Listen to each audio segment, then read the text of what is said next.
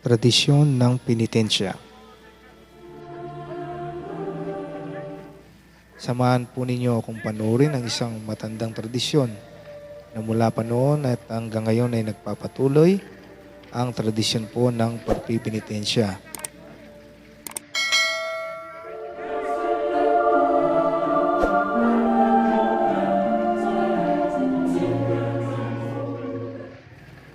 Meron pong iba't ibang mga dahilan ng ating mga kababayan kung bakit po nila ginagawa ang tradisyon na ito. Maaaring gusto po nilang magbawas ng kasalanan. Maaari din pong meron po silang kahilingan sa Diyos na gusto nilang matupad. Maaari din pong meron na po silang kahilingan na natupad at ito'y ginagawa nila bilang pasasalamat.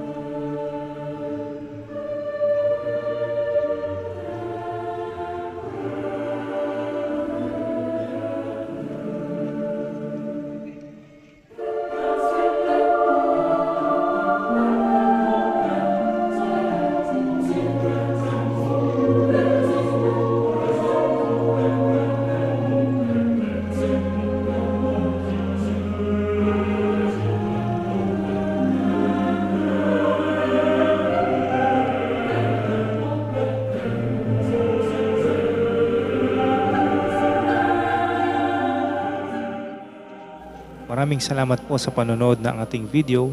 Kung bago ka pa lang sa aking YouTube channel, huwag po ninyong kalilimutang mag-subscribe at i-like po ang ating video. Marami pong salamat.